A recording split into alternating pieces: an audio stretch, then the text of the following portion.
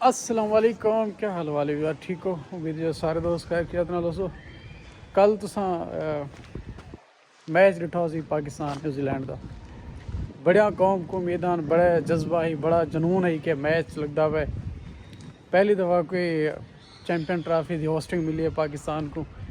बड़ा पूरी कौम को जज्बा ही, लेकिन अनफॉर्चुनेटली वो जज्बा शुरू है जिमें ज़्यादा तूफान है जरा जज्बे का उमें डुब गया सारा।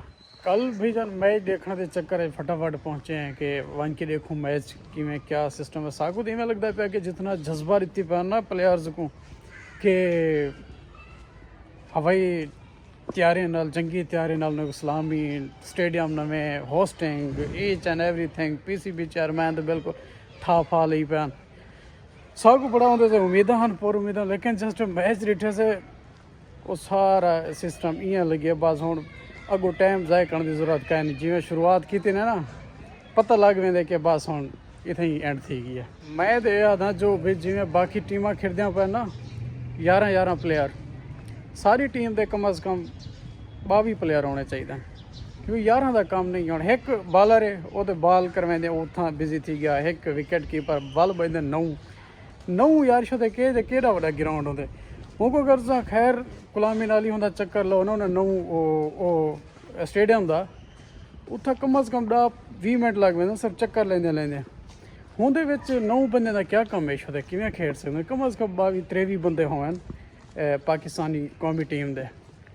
वल तो है कोई उम्मीद के खट हो सन, क्योंकि चुधार खड़ वे सन छक्का निकल वजे तो ढी गाल है, चौका कहना वजाड़े सन। मैं 100% आदा ये गाल, क्योंकि प्लेयर सारे थोड़े 11 का क्या कम है यार। 11 शो क्या किडो थी पाकिस्तानी सारे रात में डिठम सेड स्टेटस सारे में कौम पाकिस्तानी प्लेयर को आखी भी जो भी गलत सही स्टैंड नहीं गिदा, सही नहीं वेखे जी फलां नहीं वेखी यार। हूँ वो भी शुद्ध इंसान है। मुकाबला करें आस्ट्रेलिया नाल, न्यूजीलैंड नाल, इंग्लैंड नाल, ठीक है उन्हें 11 प्लेयर समझ आते तरक्की याफ्ता मुल्क हैं वो उन्हें 11 ही काफ़ी हैं।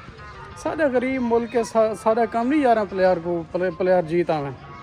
कोई कम अज़ कम 20 कर गिने, 1 भी नहीं करेंगे 22 नहीं करेंगे, 20 प्लेयर होना लाजमी है ताकि अगला मैच अस खट सकूँ।